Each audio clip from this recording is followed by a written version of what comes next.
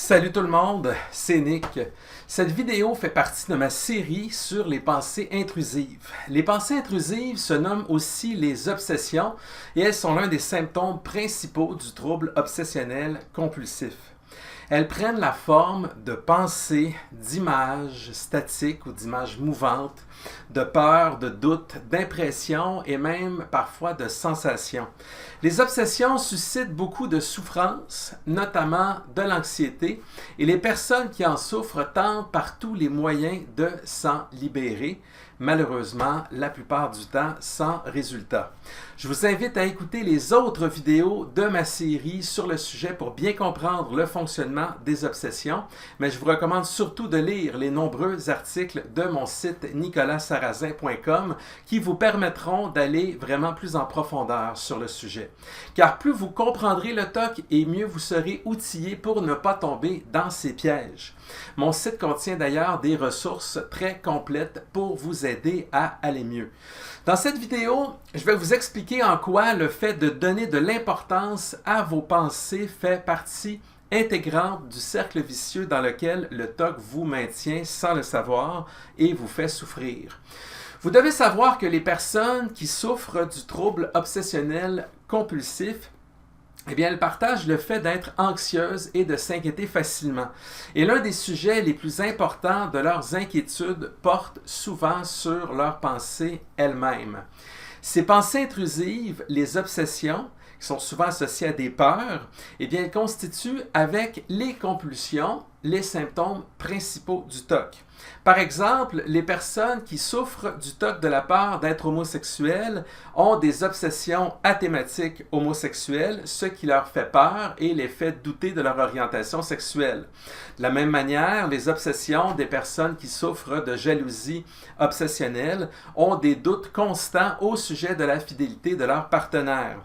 De leur côté, les personnes hypocondriaques ont des pensées récurrentes associées à la peur de tomber malade. Je pourrais donc continuer longtemps cette énumération car la liste des peurs que suscitent les obsessions, elle est pratiquement infinie puisqu'elle n'a de limite que notre imagination. Il est même possible de redouter la survenue dans son esprit de pensées qui ne portent sur aucun sujet inquiétant en soi. On appelle ces pensées des obsessions neutres. Il peut s'agir parfois de musique ou d'une chanson, des mots, des phrases, des chiffres, etc.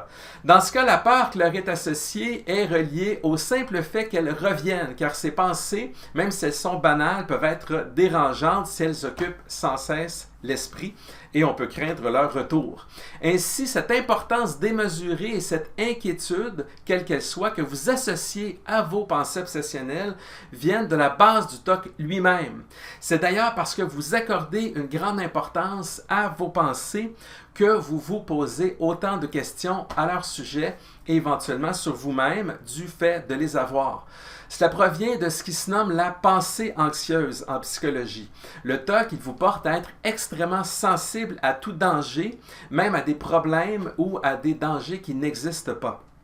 La pensée anxieuse, elle nourrit ainsi vos inquiétudes et elle vous porte à vous concentrer sur tout ce qui pourrait être problématique.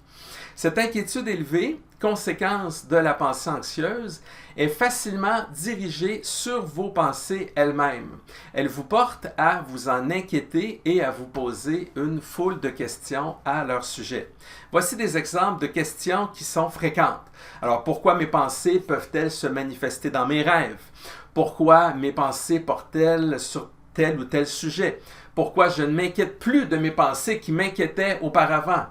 Est-ce que mes pensées sont bel et bien un signe que je souffre de TOC?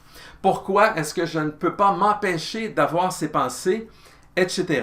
Alors, je consacre d'ailleurs des articles à ces questions sur mon site internet dans le but de vous aider à répondre à ces questions et à comprendre tout ce que vous vivez qui est la conséquence des symptômes du TOC. Alors, retenez donc que c'est la fameuse pensée anxieuse, l'importance que vous accordez à vos pensées intrusives qui est à la source du piège du TOC qui entretient votre souffrance.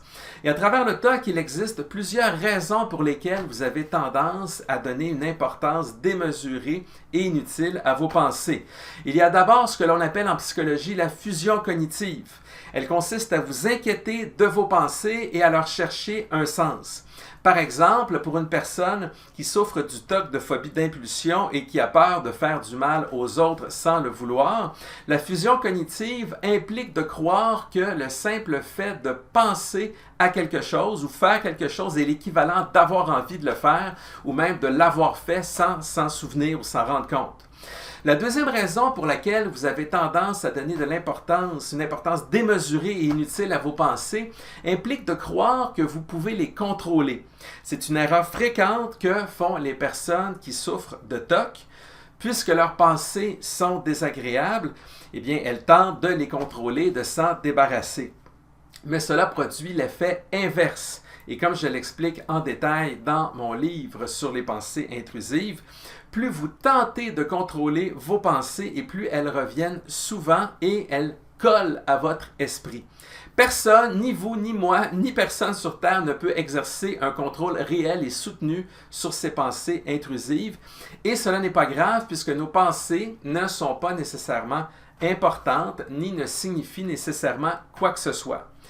La troisième raison consiste en ce que le fait de donner de l'importance à vos pensées vous donne l'impression que vous travaillez à résoudre le problème. Alors que cette importance que vous leur accordez, au contraire, elle nourrit le problème et elle l'empire. Et cette impression de travailler à résoudre le problème que vous voyez en vos pensées implique un ensemble de processus mentaux qui ne sont pas constructifs. Il y a la rumination mentale qui consiste à ressasser sans cesse le sujet et à le faire tourner dans tous les sens dans votre esprit. Il y a l'inquiétude, le fait de penser sans cesse à toutes les conséquences négatives qui pourraient être liées à vos pensées et à la signification que vous leur attribuez.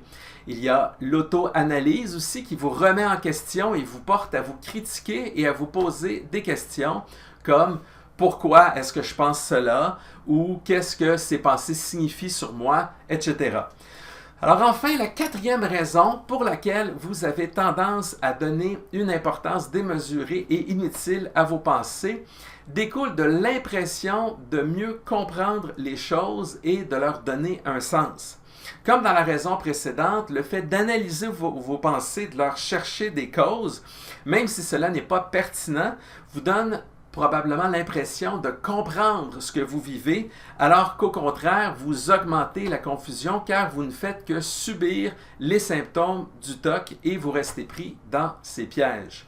Alors, donner de l'importance à vos pensées est donc tout sauf constructif et je vous le garantis, cela ne vous aidera jamais à aller mieux. Au contraire, cette importance que vous leur donnez et l'inquiétude que vous leur associez relèvent directement des symptômes du TOC. Alors, pour en sortir, vous devez changer complètement votre approche et apprendre à identifier vos obsessions et vos compulsions, comprendre comment le TOC sous-tend ces pièges et surtout réaliser le traitement qui est le plus efficace, l'exposition avec prévention de la réponse. Ce traitement, il vous permet de désensibiliser progressivement votre cerveau de ses peurs. Mon programme web vidéo autodirigé intitulé « Libérez-vous du TOC et des obsessions », eh bien, il vous explique comment adapter et appliquer ce traitement à votre situation, sans oublier les modules complémentaires comme celui sur le traitement de la phobie d'impulsion et sur le TOC de la peur d'être homosexuel. Il est toujours évidemment recommandé de consulter. Alors si vous le faites, assurez-vous de choisir un ou une psychologue d'orientation cognitivo-comportementale qui est spécialisé dans le traitement du TOC et de demander si il ou elle peut réaliser le traitement d'exposition avec prévention de la réponse pendant les séances avec vous. Donc, assurez-vous, vous pouvez vérifier tout ça avant de débuter. Alors, j'espère de tout cœur que les nombreuses ressources sur mon site nicolassarrazin.com et cette vidéo vous aidera et vous aideront comme elles aident un nombre croissant de personnes. Si vous êtes sur YouTube, les liens en bas de la vidéo vous permettent d'accéder rapidement à ces ressources sur mon site. Et évidemment, je vous invite à cliquer « J'aime » sur cette vidéo et à vous abonner à ma chaîne pour ne rien manquer à tout ce que j'ajouterai dans l'avenir. Alors, je vous remercie beaucoup de votre écoute et je vous dis à très bientôt. Bye!